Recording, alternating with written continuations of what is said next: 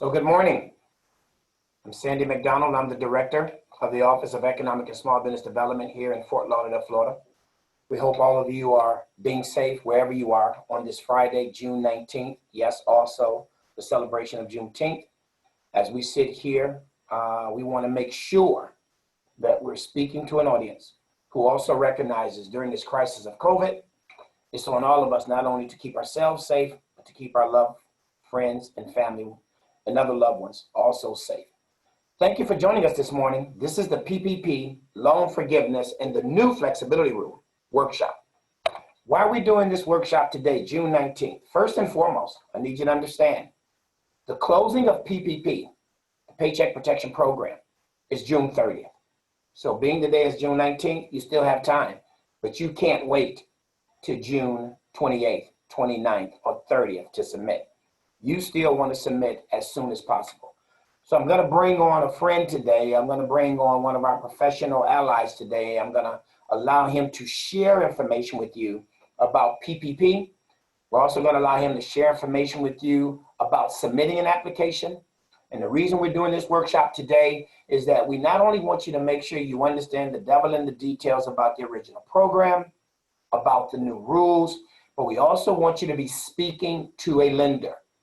When we're done today, in addition to my primary speaker, I have 3 more groups or individuals that we also are going to make sure you have their information so that you know who you can reach out to today, tomorrow, the beginning of next week, and still get that application in. So today's workshop is really about understanding PPP, understanding the new flexible rules that's more favorable to the borrower, making sure that we remind you all that EIDL, the Economic Injury Disaster Loan, it is reopened. So there's other lending loan opportunities. And yes, to make sure that this office can connect you directly with a resource who can process your application. That's the key. Chit chat is just chit chat. Do we have those who can help you process your application? The answer to that is yes. So with that, there will be a chance at the end of the presentation to do Q&A. So we certainly want to hear from you in terms of some of your questions. We want to be responsible to make sure that we can respond to some of your questions and some of the challenges. But right now, I'm going to introduce you to a gentleman. I am going to say young man. I got ready to say, yeah, I'm going to introduce you to a young man, Mr. Adekoye, who's from the National Development Council. And his organization is also a partner with us right here in Fort Lauderdale, Florida. They're doing great things for us and getting ready to do an agreement and a contract to help me in one of my poorest communities, help to stabilize those businesses in that community. But today, as we did a few weeks ago, or a little bit over a month, I want him to come and share specific information on PPP, the new flexible rules, and how to submit. And then I'm going to come back to you after that and talk about some do's and some don'ts and some things that we need to look out for, as well as share a little bit more about EIDL. So right now, I want to introduce to you Mr. Adekoye from the National Development Council. Oseremi? Thank you so much, Sandy. I appreciate the introduction. Good morning, everyone. I hope you are all in good health and staying safe. My name is Oseremi Adekoye, representing National Development Council. I wear several hats at NDC, but my primary role is to provide capital and help infuse capital to low-income areas and to minority-owned businesses. This presentation, as Sandy mentioned, is intended to really provide an overview of the PPP loan program, as well as the new rules surrounding the PPP forgiveness.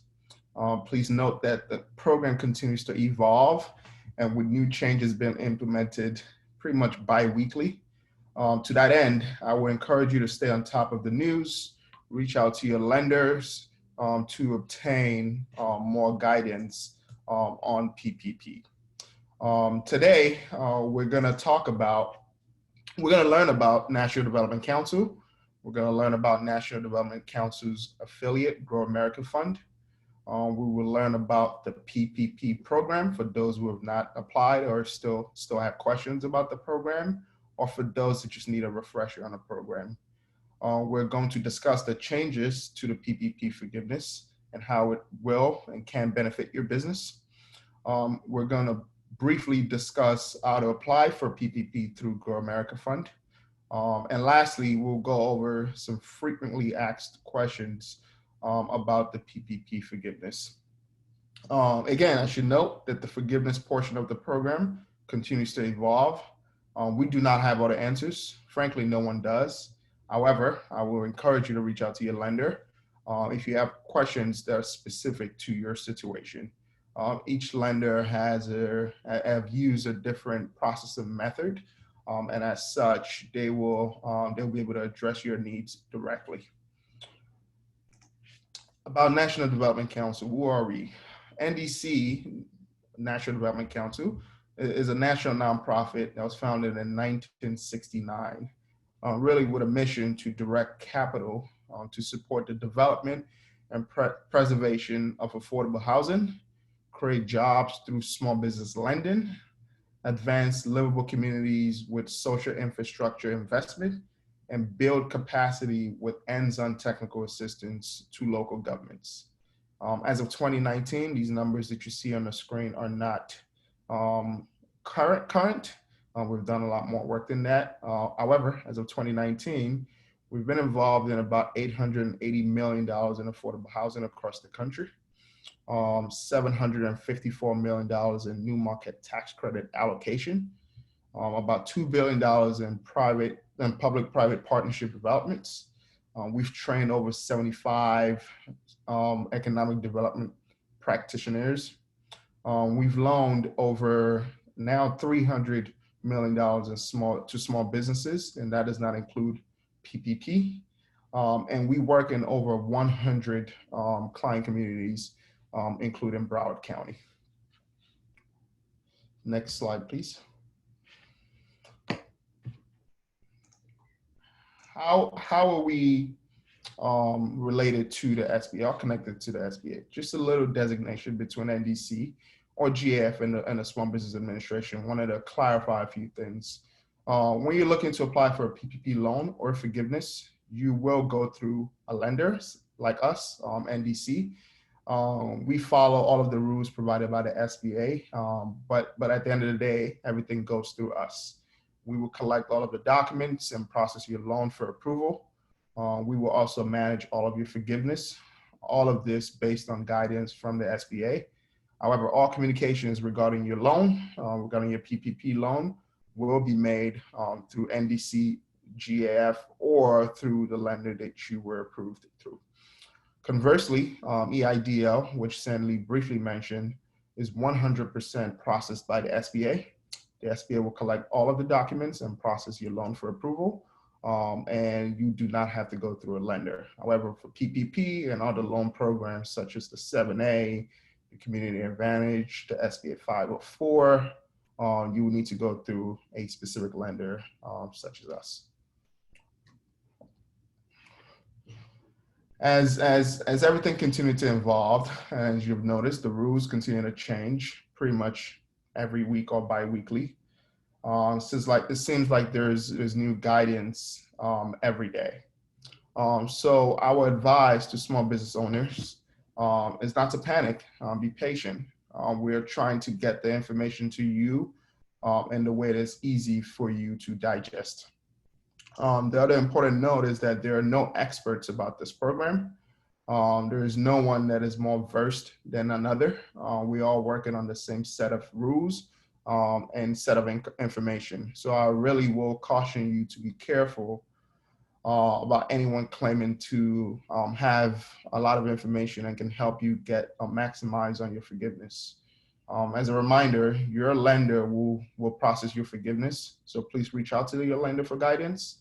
And for borrowers through NDC or through GAF, we will use the same portal that we utilize to process your application, to process your forgiveness. Our developers are working on the back end to develop the forgiveness portal with the new changes that came in this week and has been written in law. They need more time to create that portal. However, we should have that portal available very soon over the next couple weeks. About Grow America Fund, if you can go back to the slide, thank you.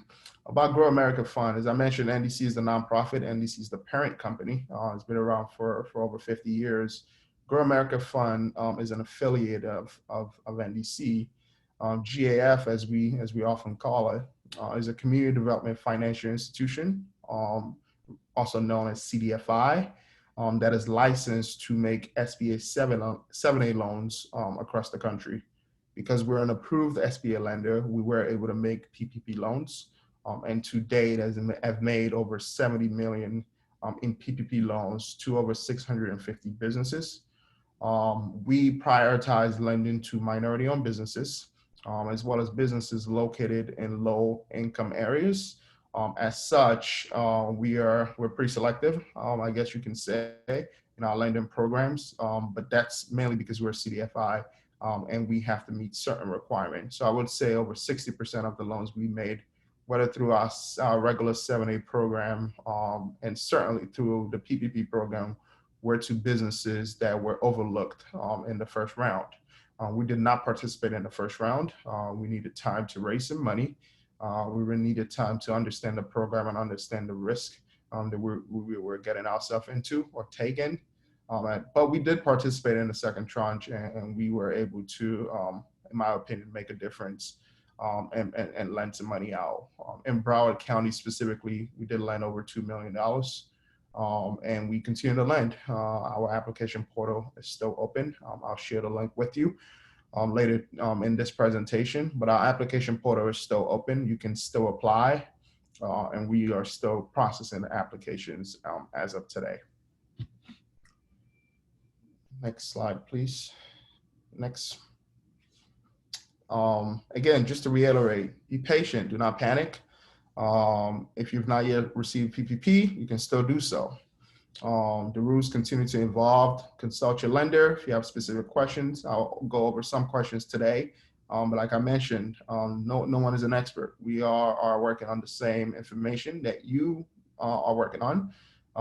We continue to receive updates from the SBA as often as everyone receives updates. There really isn't any expert in PPP. The program's only been around for a little over 3 months, so no one can be an expert. However, we will do and continue to do our best to get you the most current information and really to help you, not only go through the application process, but really get your loan, hopefully get your loan forgiven and 100% forgiven as we do this. Next slide, please. Again, like I mentioned earlier, we will today we'll go over what PPP is. Very briefly, as I mentioned earlier, PPP is an SBA loan program. It is administered by the Small Business Administration. However, it is processed by SBA approved lenders that include banks, CDFIs such as us, credit unions, and fintech lenders like the Undeck and the Cabbage of the Word or PayPal. As you may know, the loan amount is calculated based on 2.5 times your average monthly payroll. So that's about 10 weeks worth of payroll. And applications are accepted, as Sandy mentioned, until June 30th. In round two, there's still over 50 billion, a lot more than $50 billion left. So if you have not applied, you can apply either through us or through your lender or bank. We at NDC will stop accepting applications on the 24th of June, which is only a few days from now. So next week, Wednesday, we will close our portal. Really because we need time to be able to process your application, get it submitted to the SBA, and get it approved by the SBA. It takes maybe a day or two, depending on the complexity of your application to get it processed. So we will be closing our portal on June 24th. The reason why we're here, the main reason why you're here is really to talk about the changes to the loan forgiveness regulation. Originally, the loan forgiveness had some stipulations that raised concerns for small business owners, really, as well as us for lenders. Fortunately, on the 5th of June, the president signed into law the Paycheck Protection Program Flexibility Act, which provided some flexibility on forgiveness that we will go over today. I've highlighted, as you can see on the screen, what I think are the most important changes, or at least the changes that stand out to us, and will make your forgiveness application a bit easier to go through. The first one, which is probably the most talked about, is the extension of the forgiveness period. Originally, the program had 8 weeks for which eligible expenses that were to be forgiven had to be incurred. You had to pay payroll, mortgage interest, rent, utilities within 8 weeks of you receiving the proceeds of the loan. However, as we know, businesses in many cities could not open within that time frame due to the lockdown. Some businesses still remain closed. Some businesses were partially open. Some businesses were just not open at all. As such, Congress amended the forgiveness period to 24 weeks, which is substantially longer and gives most businesses enough time to open back up and utilize the funds. So this is a huge change. From 8 weeks to 24 weeks, which is almost 6 months, for you to get the money and spend the money for the eligible uses, which we will go over very briefly in this presentation. The original act also had a stipulation that 75% of the loan proceeds had to be spent on payroll, while the other 25% could be used for eligible uses, which are mortgage interest, rent, and utilities. The act was amended on the 5th to reduce that number from 75 to 60%, which what that means is that now up to 60% of the loan should be used for payroll if you want it to be 100% forgiven, and the remaining 40 can now be used to pay mortgage interest, to pay rent, and to pay utilities. What really drove this change were cities such as New York, where you might have higher rent and businesses were not open and had to, in many cases, pay rent. So this gives a little bit of flexibility in how the money and the funds can be utilized and where you can spend the money. So this is also, in my opinion, a huge change that will certainly benefit some, if not most businesses. The original act required that the deadline to bring back your employees was June 30th. The initial thought of Congress and the SBA was that the pandemic will only last a couple months. You get the money, you pay your employees, but you can bring them back very quickly because things will be back open. As we know, that's not the case. Many businesses are still not back to full operation, and many are just not in operations at all. So this amendment extends that deadline from June 30th to December 31st, which, knock on wood, is enough time for businesses to bring back employees to the same salary level, and if employees aren't willing to come back, to replace them with new employees. Another very key amendment to the act, to the forgiveness portion, is the extension of the loan term. The original loan term, if you do not get it forgiven, was 2 years. The SBA and Congress extended this to 5 years. This is a huge change for businesses that may have spent the money on something else or do not intend to utilize the funds for payroll or for any of the other eligible expenses. You now have a longer time frame to pay back the loan, which reduces your monthly payment and gives you an opportunity to not have to worry about a huge loan payment over time. The last change, which I should note, is the deferral period. Initially, SBA offered a 6 months deferral on your loan. You would notice in your loan note that the loan term was 24 months. However, it amortized only over 18 months, which indicates a 6 months deferment, 6 months of no payment. The SBA has extended that with no specific date. However, no payments will be required until your loan forgiveness has been determined. The timeline for that determination, we do not know, and I will address that later in this presentation. What do you need to know about the application? These are the most important items, at least that I think that you should know. One, to receive forgiveness, you must apply for forgiveness. Similar to your PPP loan, you could not have received the PPP loan if you did not apply. Same goes for the forgiveness. You would need to apply to receive forgiveness, and you would need to apply for forgiveness to the lender that approved you of the loan. There is an application that the SBA has made available. They made recent changes to the application. I believe we now have two applications. One is the easy application and the other is the original application. As I mentioned earlier, we would be processing here at GAF and NDC forgiveness through our online portal, the same portal from which you'd apply for a loan.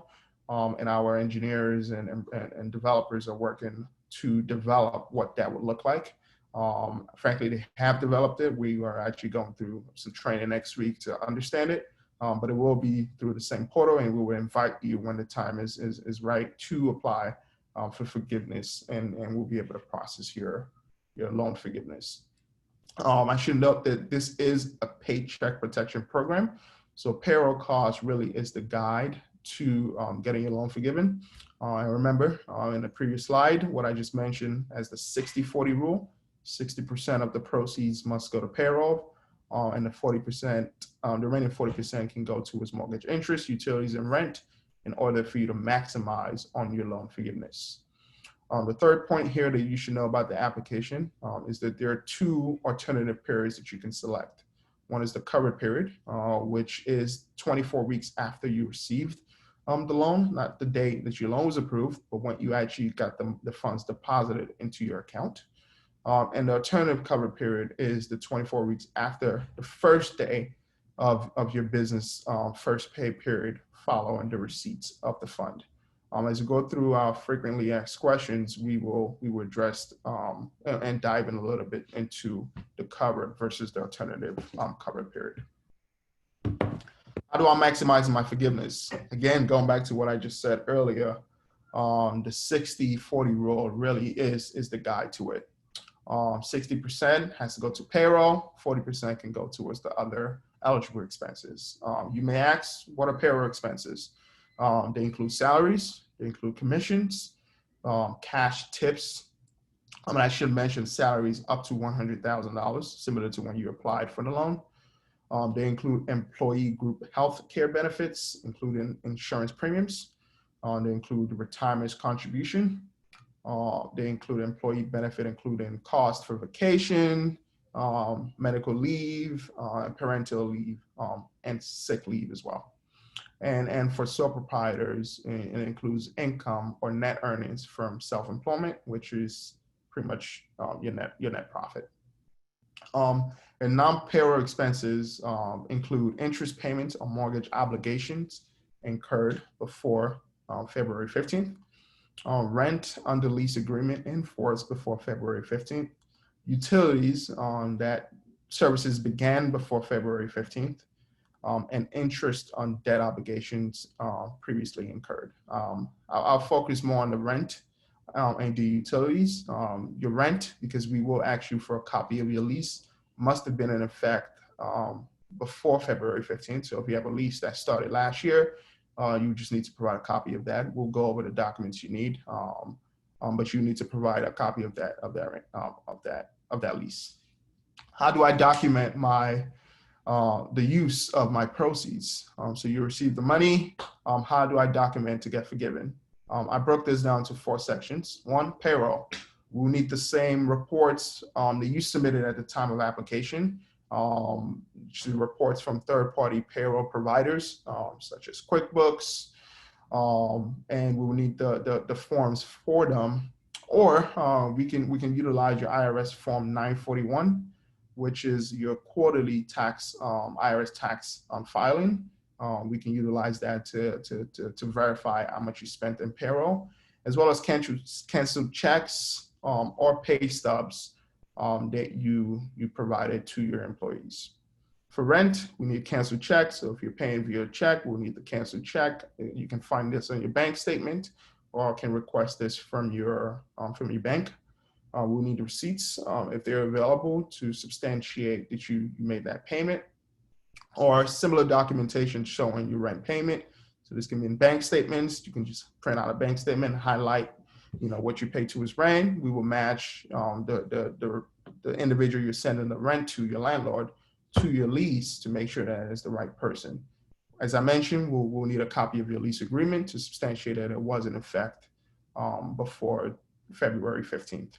For utilities, we need a copy of your utility statements, which everyone should have and get, whether that be printed off the web or mailed to you by your utility company. And proof of payment, can be bank statements, canceled checks, showing that you made the payment for utilities. Your mortgage interest, we need a copy of your mortgage statements, and we need proof of payment, similar to utilities. We need the bank statements, as well as cancel or cancel checks to substantiate your use of the proceeds. How do you apply? Through NDC. Here's our website and our link to submit an application. Once you submit an application or an inquiry, I should mention there's a difference. You submit an inquiry through our website. We will then invite you when we get to your application to begin an application, create an account through our portal, submit and upload documents, and your loan will be assigned to a processor, including myself. I've processed many loans over the last couple months, we'll be in touch. We'll give you a call, walk you through your application. In many cases, you might apply for a higher loan amount than what you actually qualify for. We'll talk through all of that to make sure that we're in compliance with the SBA, and we'll be in agreement on the loan amount. Subsequently, we will submit your loan application to the SBA. And the turnaround for us really it's been a couple hours from when we submit to when we receive an SBA number. However, just to manage expectation, I'll say about 24 hours from when we submit a full application to when we received a PPP number from the SBA. So if you want to apply and you're still interested in submitting an application for PPP, please go to this website and submit an inquiry, and we'll be in touch. Again, our application portal closes on the 24th, which is next week, Wednesday. The SBA stopped processing PPP applications on the 30th. So that gives us 6 days from if you submit on the 24th to process your application and hopefully get you a PPP number. Next, we're gonna go through a few frequently asked questions. I found these very useful to kind of provide context as to how you can obtain forgiveness on your PPP loan. And I thought it'll be more practical to do this. I should note that a few weeks ago we did do another webinar that really dives into the application. I'll share the link with Sandy and his team to share with you guys, so you guys can go and look at that webinar to really dive into the application. It doesn't dive into the new easy application that the SBA just put out. As you know, the application came out, I think, yesterday, so I have not even had the chance to really dig into it, but it looks simple. It's about 3 pages as compared to 11 pages from the original application. So for businesses that are able to use that application, it will be super helpful and will be much easier for you to get your loan forgiven than previously. So let's go through a few frequently asked questions. The first one is, my business is home-based and I do not have any eligible expenses to include towards the 25% that can be used for other.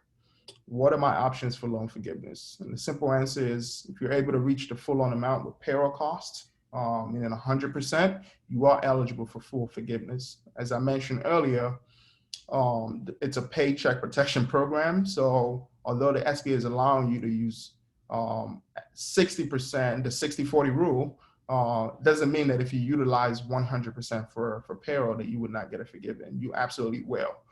The goal is for you to use it for payroll. And if you utilize 100% of the loan proceeds to cover payroll, you will, and can prove it with documentation, you will get 100% of the loan forgiven. And if you're not able to prove and show with documentation that you utilize the 100% of the funds for payroll, in this case, you will have to repay the remaining balance of the loan for 5 years.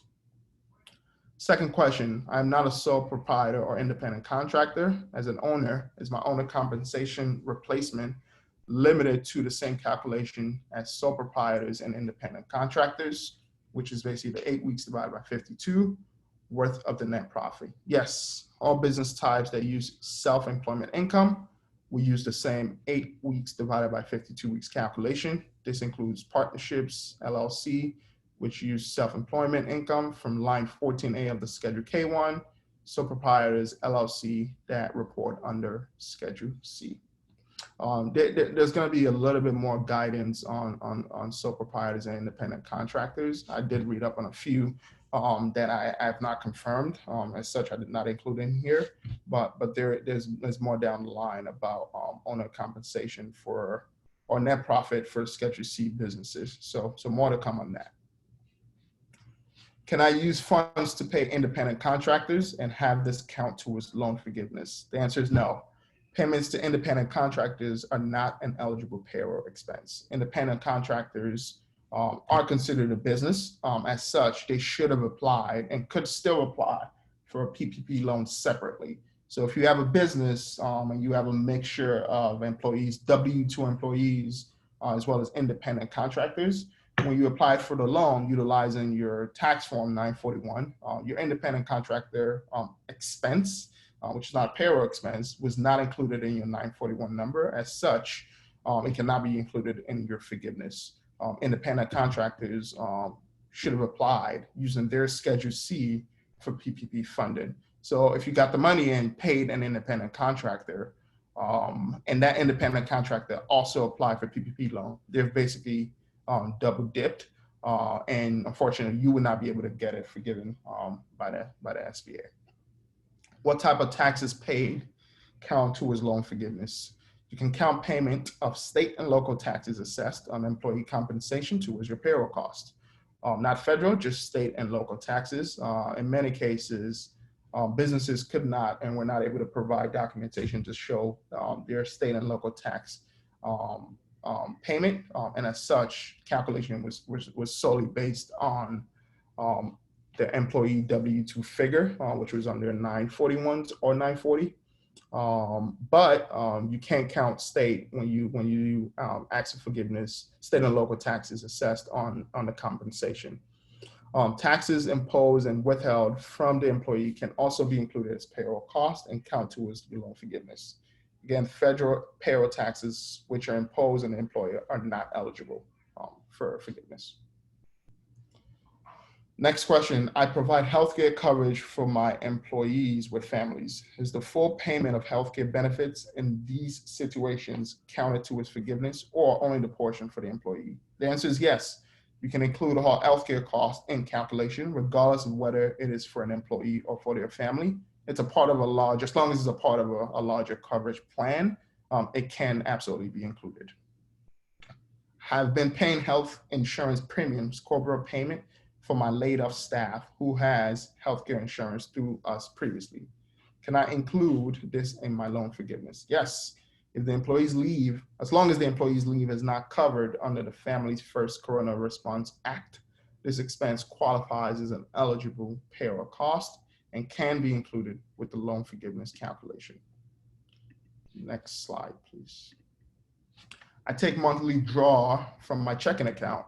This does not show up on my payroll report. Can this count as an eligible payroll cost? No, it cannot. This does not count towards payroll costs. This will be incorporated into the owner's compensation replacement figure. So if you take an owner's draw from your checking account and does not show up on your payroll report, it cannot count towards a payroll cost unless you are a sole proprietor and you're taking a draw, which is your profits and which is what your loan PPP loan number or loan figure was based on. Then yes, you do qualify to utilize that as your for forgiveness. What type of interest qualifies mortgage interest to qualify as an eligible expense for loan forgiveness, i.e. interest on equipment leases? For interest to qualify as an eligible expense for loan forgiveness, the debt must be incurred in the ordinary course of business. That A is a liability of the borrower of the business, And B is a mortgage on real or personal property, which includes equipment. And C was incurred before February 15th, 2020. When does my 24-week period start? When I signed the loan documents or when the funds were received? You can choose one of two options when determining 24-week forgiveness period, which is discussed by the SBA as a covered period. Both are based on the date you received your PPP funds, not when you signed the documents. So you may sign the documents today and not receive the funds in your account for 2-3 days, in many cases 4 or 5 days. Your 24-week period begins when you get the money. So whenever that money is deposited into your account and it reflects on in your bank account, that is when your 24-week period starts. And again, this was 8 weeks before the SBA just amended it to 24 weeks, giving you enough time to spend the money, regardless of when you begin that clock. As I mentioned earlier, there are two choices. One is the covered period, which is 24 weeks, beginning on the first disbursement date. So if you receive the money today, your clock starts today. And the alternative covered period, this is really done for businesses with certain pay cycles, and it's really for convenience. So you can calculate your eligible payroll costs using 24-week periods that begins on the first day of your first pay cycle following the date you receive the funds. So to break that down, for example, if you receive funding on April 20th and the first day of the first payroll period after funding, it's April 26th, then you can use alternative cover period that starts on April 26th, really to align with your payroll cycle, and then 24 weeks thereafter. Following slide, please.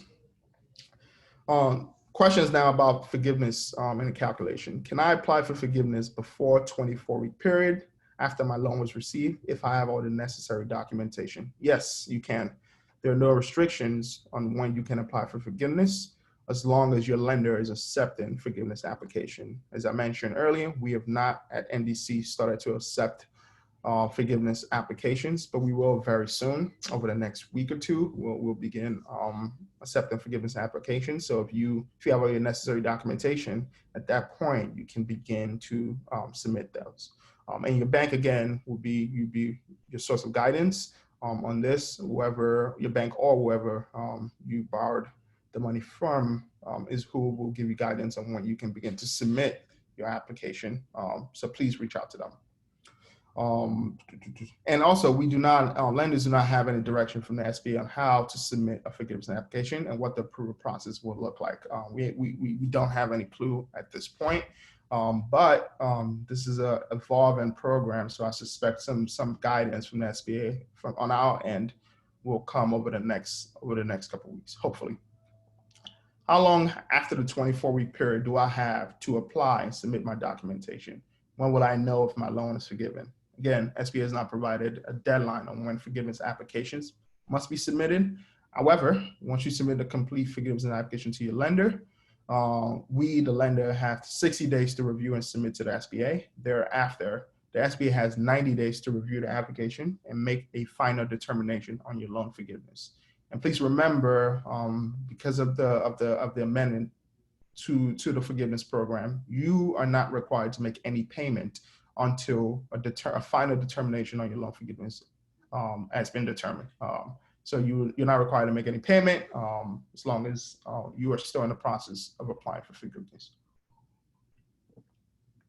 How are full-time equivalent employees calculated for loan forgiveness?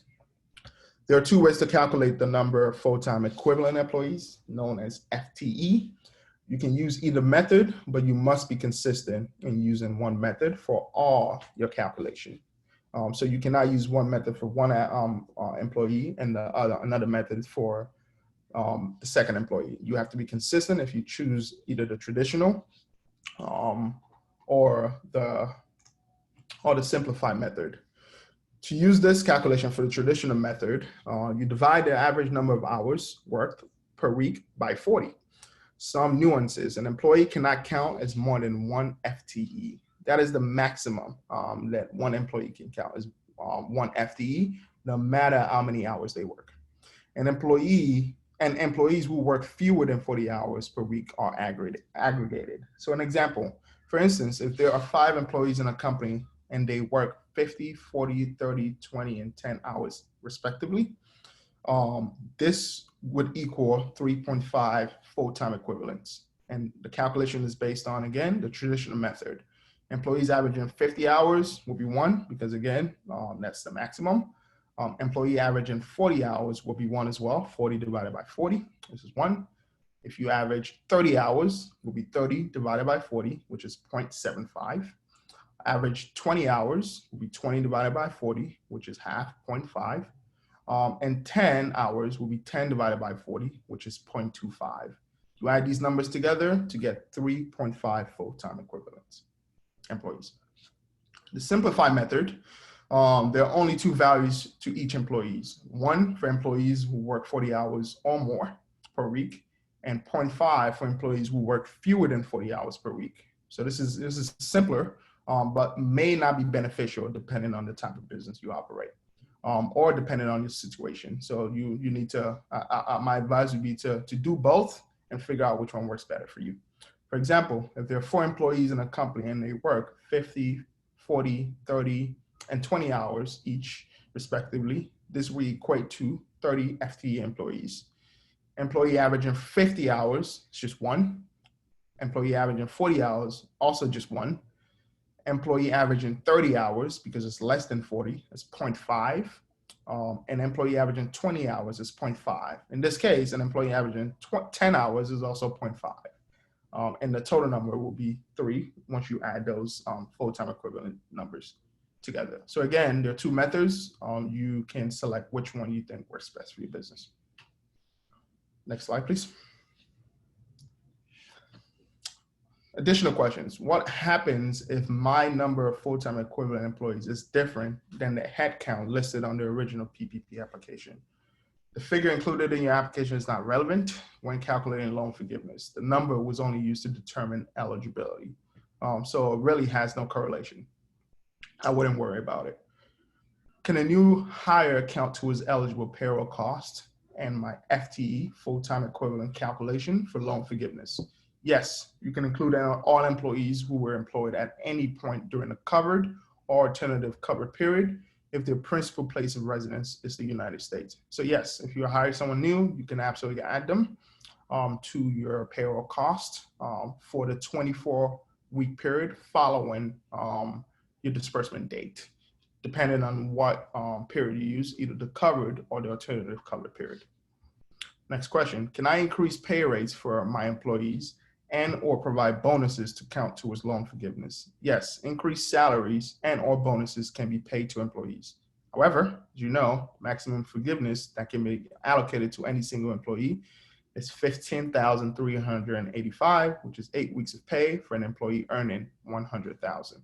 As you know, when you applied, the maximum payroll for an employee was $100K. Anyone that made over $100K, we had to, when we process your loan, subtract that excess from the loan amount.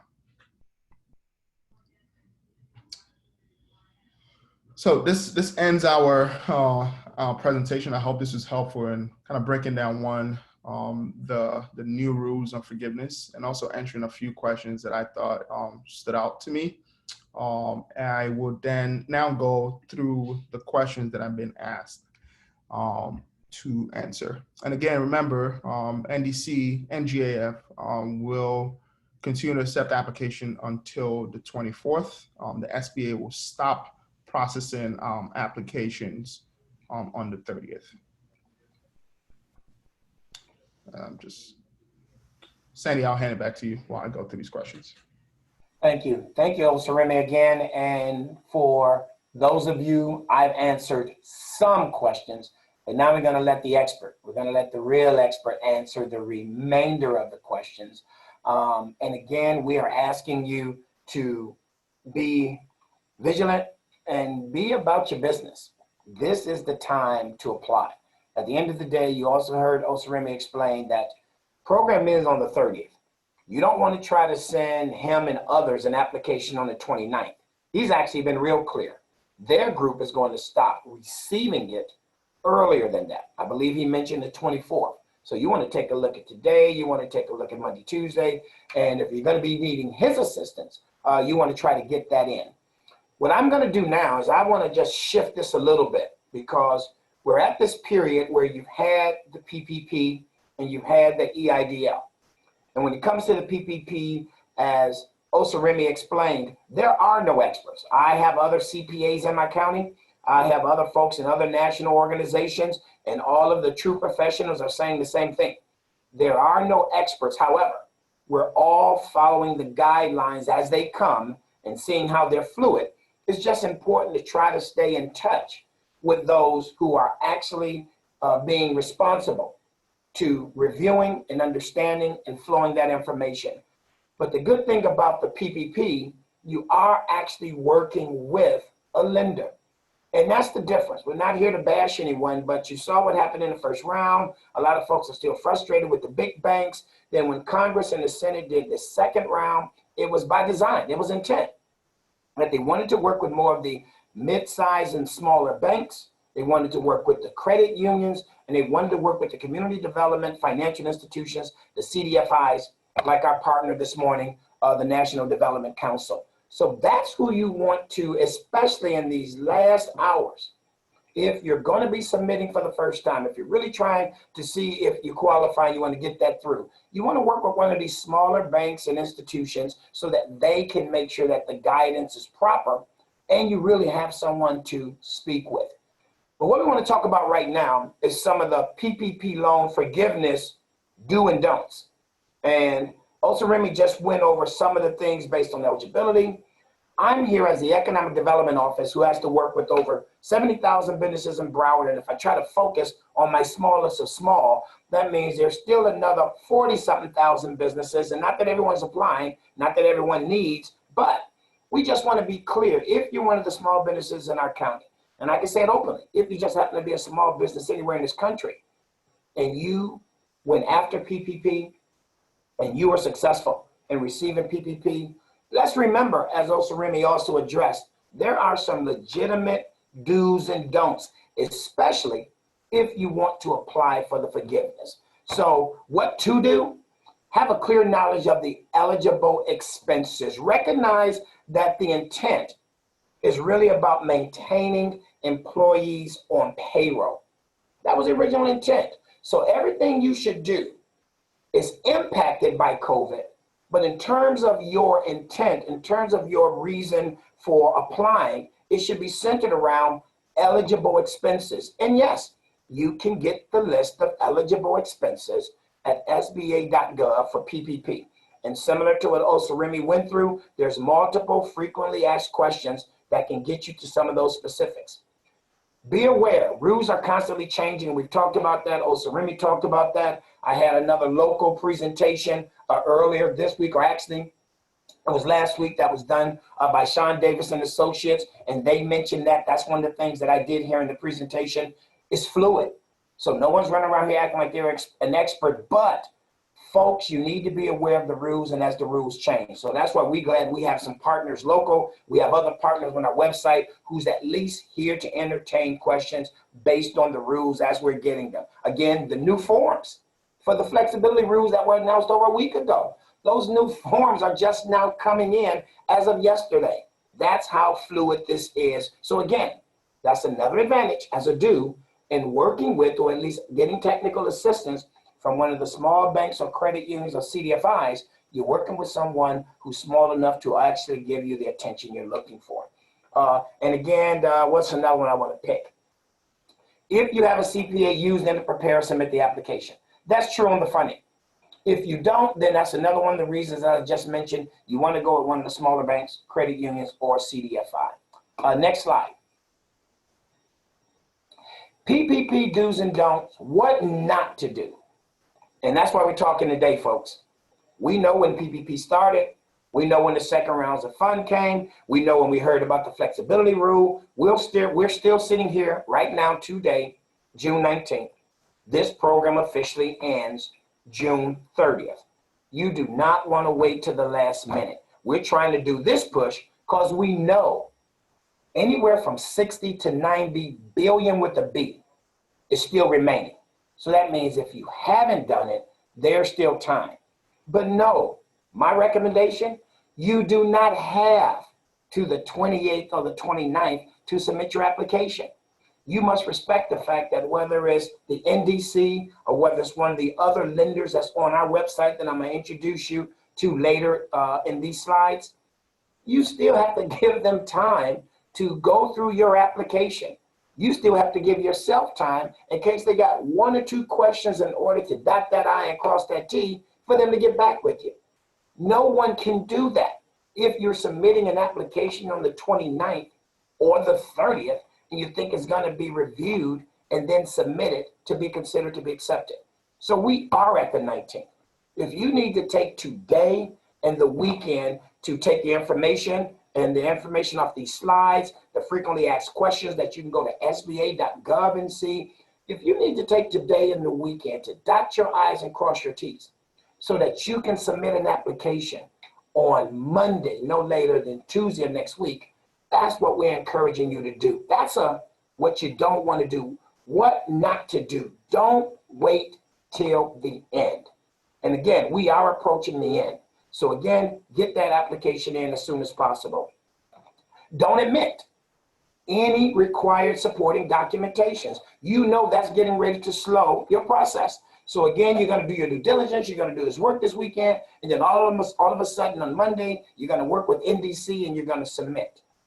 You should have went through that checkoff list to make sure everything on that checkoff list you're submitting to them at that time. You don't want to have to go with that seesaw, that ping pong back and forth. You want to make sure that you can submit all of your information at one time. And again, like all applications, and you've heard this forever, don't fail to respond to any question on the application. You need to complete everything on the application as inquired. Again, these are just some do's and don'ts in terms of making sure that you can put in the best application for consideration. And at this late stage, make sure that the review time is shrunk by not having to go back and forth. So hopefully you can submit and get a positive review. Next slide.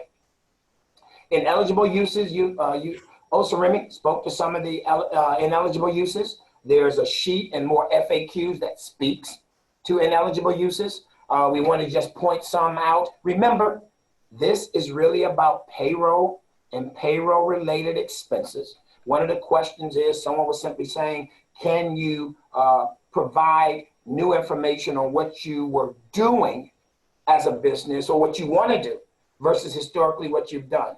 You have to demonstrate payroll and payroll related expenses that you've done. And this is what you're asking because of the interruption to get these PPP funds for. Expansions of facilities or acquisitions of fixed assets. I have had folks who actually call and say, hey, can I take this PPP money and just build out another room? You know, I was thinking about buying a new building. Folks, that's not the purpose or the intent or the use of the PPP funds. Keep in mind, it's directly related to payroll and payroll related expenses. Next slide. Some more ineligible uses, as they mentioned, it's not for refinancing long-term debt. The ideal of paying obligations and rent and commitments as they are. If you use, as an example, your business credit card to pay your monthly mortgage and your activities under those eligibles beyond payroll, that's allowed to be used. But you can't go refinance an entire debt, you know, in terms of these funds being used. Relocation, nope, this is not the place to decide I might as well take these funds. This market district or market area hasn't been working. Let's just go move my shop to another location.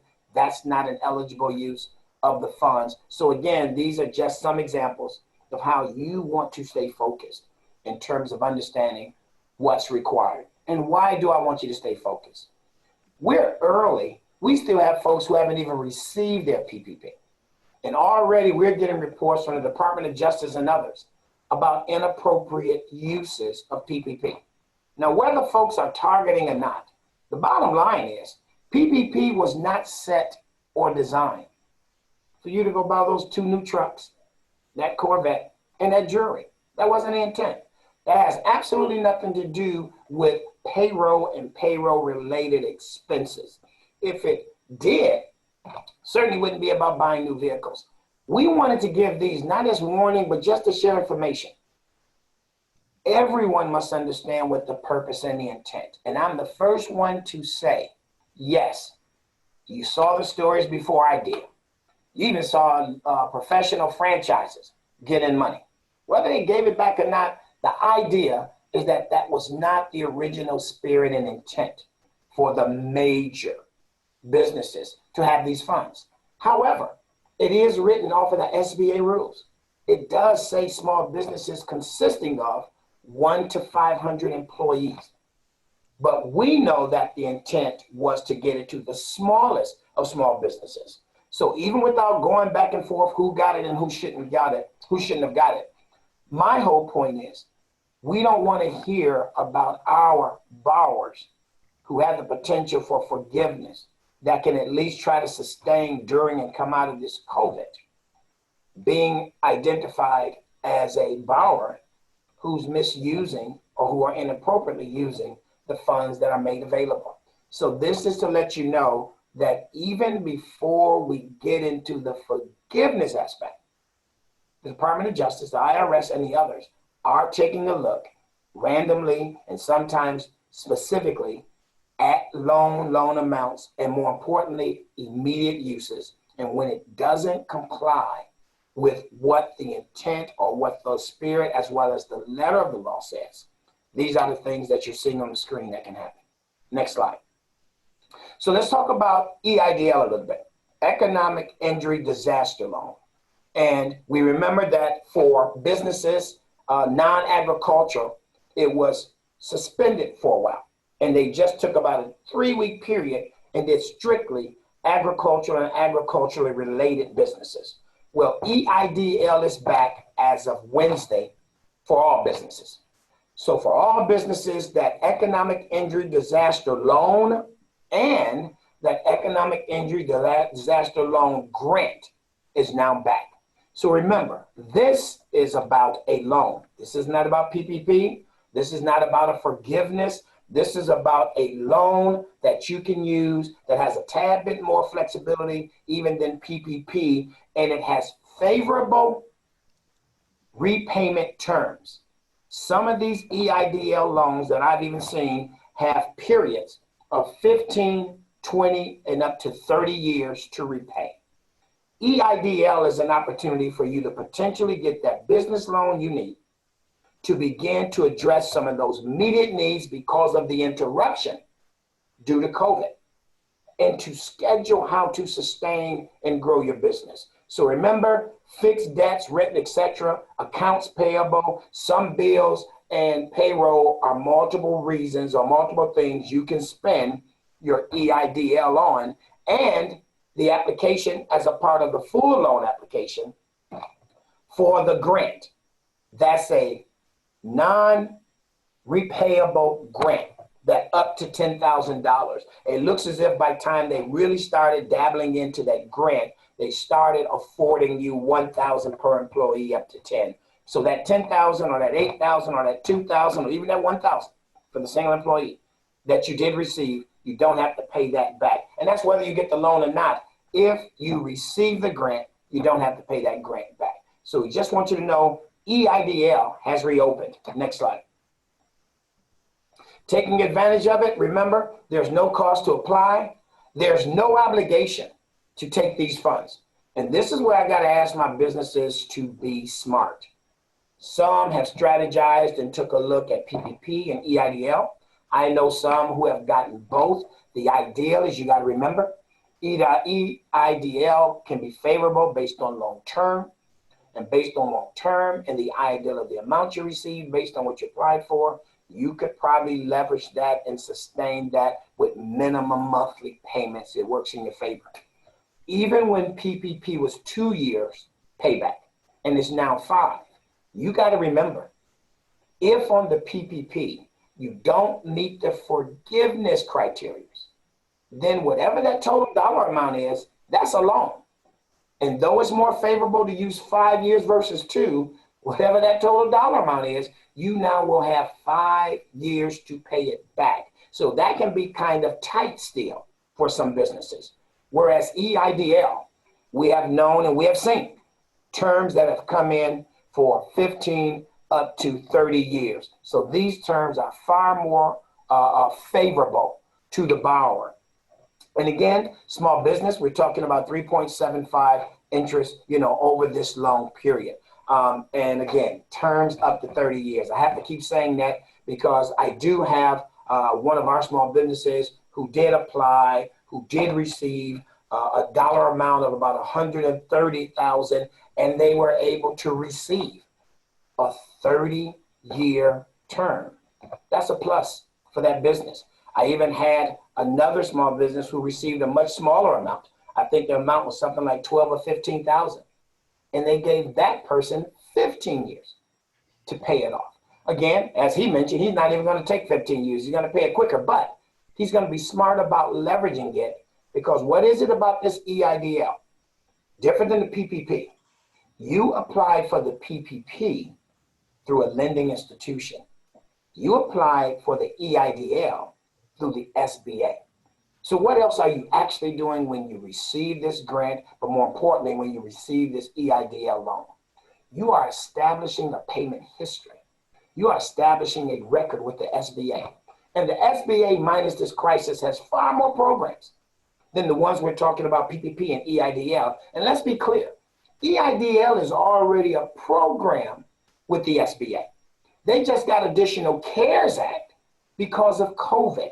But here as a state, every time we have or come out of hurricane season or any crisis, EIDL is what we use with our state as our bridge loan program to help businesses make it through until they can get to recovery. So again, the SBA has multiple programs, and the SBA as a lending tool works with banks to guarantee a percentage of loans that might be made to you. So if nothing else, thinking big picture, you are establishing a payment history with the SBA, with these EIDL funds.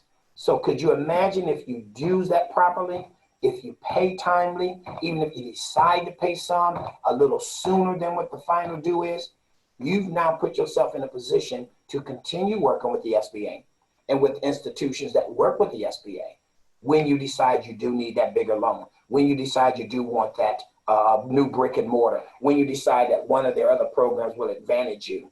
That's the thing about not only sustaining your business, but understanding this is another time on the EIDL side to take a look at your business.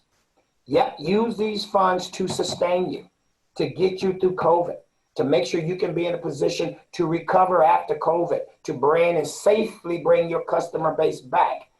But some of you as businesses have to begin to take a look at how my business model may need to change. Am I one of those industries or businesses that pre-COVID, folks did a lot of face-to-face, a lot of direct contact? Is that something folks are now still going to be a little worried about? So what in my business must I do to make my customers and future customers feel safe? So this is the time you might want to talk about pivoting, diversifying, or by reducing. You want to take a look at your business model because you still recognize, as we have to recognize here, and I've told many of our small businesses here in Broward, yes, we're doing the phase reopening. Yes, we're trying to do it slow, but respectfully, even if we opened up 2 months ago, you have a community that doesn't feel safe. So you can be open as a business and still not be making money. So the objective is now is to understand your challenges as well as your opportunities. And I'm telling our businesses, a part of your branding is to assure that you and your employees are safe. And that's one of the best messages you can give to your customers and potential customers, that they can now engage in your business in a safe environment. I'm combining that with the loan program because, again, you need to do things as a part of the format, especially on the EIDL side, of also demonstrating that because of COVID, you're now presenting your business in a safe manner and you can still offer the same quality of service. Next slide. So again, we were here, as I said in the beginning, because I wanted you to meet Oseremi. I wanted you to know about the National Development Council.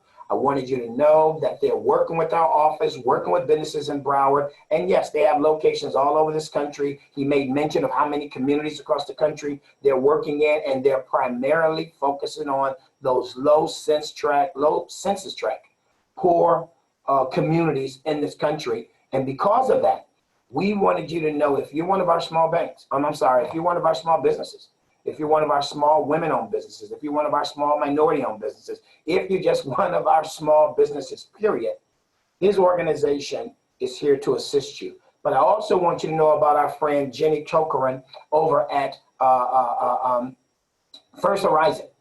She has been marvelous with supporting our small businesses here in Broward.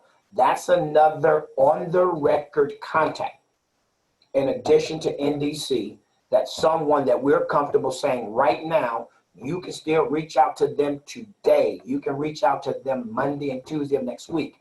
They will help you and process your application. Yes, there is legitimately on the record still a list of SBA lenders, tons of them. And I'm not even discrediting the big banks. But what we wanted to do today with Oseremi and the NDC, what I want to do today with First Horizon, what I want to do with Legacy Bank, what I want to do with Professional Bank, these are folks we've been in touch with. And we told them about today. They knew just as we knew about the 30th. I'm having them listed because these are the folks who have committed to our office. Yes, Mr. McDonald, we'll take those calls today. Yes, we'll take those calls beginning of next week. Yes, we'll process application. Yes, as a financial institution or a bank, we are accepting applications from those who are not members. That's why you see these names. Yes, there's other banks and other lenders that I'm sure can do the same. Yes, even on my county website, we have a list of all eligible SBA lenders, including the big banks. Here in this 11th hour are 4 of our partners who are saying, whether through our link or through our link in these contacts, have your folks who still need to apply for PPP to contact us. So that's why this is here. We're going to leave this on the screen a little bit longer. Put that slide back up. We want you to be able to see their names, see that contact information, see those links. Again, it might take staff a while to put the whole presentation back on our website, but we'll make sure that this page goes back on our website immediately. You should have those contact names and information. You don't have till Monday to be trying to call me on the weekend to get those names and addresses. We want you to take those down. So if nothing else, you will see that slide by itself, this page with this contact. You'll see that on our website within the next 10 minutes. And to be honest, I have a person who works for us that if she's listening, she's going to prove me wrong. She's probably going to put it up on our website in the next 2 minutes. But I want you to have those real names. Those are real contacts. Those are real partners who are willing to help you. Yes, if you're in my county, if you're outside of my county, I know I'm speaking to my county, but again, I know I got listeners elsewhere. But again, this is business, and they're here to help the smallest of small businesses get the funds they need. So with that, you can go to the next slide now. It's still about Q&A. We got a little bit more time, and I appreciate Oseremi. I'm sure he was out there answering some of the questions. What we won't do, we won't leave you hanging. We may end up cutting off here in about 10 or 15 minutes. We won't leave you hanging because we're going to take the Q&A. And between Oseremi and myself, we'll answer every single question and push that back out. We don't want you not to be able to get your questions answered. And again, the reason why we want to continue and do this in terms of the Q&A, we also don't want you to have to wait in line if you're trying to reach Oseremi, or if you're trying to reach Jenny, or if you're trying to get with Professional Bank, or if you're trying to get with Legacy Bank. Any questions that we can answer, it's best that we try to get some of those answered. But with that being said, I thank you for entertaining us today. We know this was relatively long. It was over an hour. We had a schedule for 90 minutes, but it's really about you getting the answers you need so you can get started. I mean, today is today. If you can sit down and dot your I's, cross your T's, if you can get some of your questions answered, if you can put yourself in position, then yeah, get with Oseremi, get with Jenny at First Horizon, get with Legacy Bank, get with Professional Bank, get with any other credit union or small bank you're familiar with. And again, get your application and your information in. The thing that we also want to remind you, as Oseremi was saying, it is more favorable. So if you were one of those who were fortunate to receive your PPP on that first round, these new rules apply to you. So you now have more flexibility than what you thought 5 weeks ago. So again, through your lender and through documentations, all of this is going to be made known to you. Some might say, well, hey, I signed my agreement 5 weeks ago. That's fine. These new rules, as you heard Oseremi say, are fluid. So the documents that would be necessary for you to submit the application for forgiveness, you haven't even done that yet. So when you get ready to do that, these new rules will apply to you as well. The timelines apply to you as well. Yep, you got your loan 5 weeks ago. Yep, it said that you had 2 years to pay it back if you weren't going to do the forgiveness part. You as that 2-year person, you're now eligible. Not eligible, you're now a part of the 5-year repayment versus the 2. So again, all of this is still fluid, but we just want to be clear. You're still in a good situation, and now because of the flexible rules of PPP, you're in a better situation to help you use the money properly and make sure that if you can get that 60% or more now, no longer 75, 60% more now, payroll and payroll related expenses, there's a chance to format that application when you do it to get your entire loan forgiven. All right. Well, again, thank you. Stay in touch with us. And we're going to be having more workshops. I'm actually getting ready to set one up now with Dr. Sharif, one of my county commissioners, as well as with the SBA, because we also want our businesses to recognize these are tools that we've used to come out the crisis. These are tools that are valuable and hopefully will help some of our businesses. I get it. When it's all said and done, the federal government still didn't put enough money out. When this is all said and done, I'm still going to have businesses who still didn't receive anything. We then want to make sure that all of our businesses are aware of other SBA programs and other resources to help small businesses. So we're going to continue doing workshops to try to make sure our small businesses can stabilize, try to take a look at where they're going, and also have access to capital. But with that, I want to thank you. If you're celebrating Juneteenth, congratulations. If you don't know what Juneteenth is, please read up on it. And again, stay in touch with our office. And there's far more going on in Broward County than you could imagine. And again, thank you, Oseremi and National Development Council, for what you're offering, what you're doing, and for being this partner with Broward County. And you all continue, please, for you, your employees, your business, your customers, and especially your families, stay safe. Thank you much. Thank you.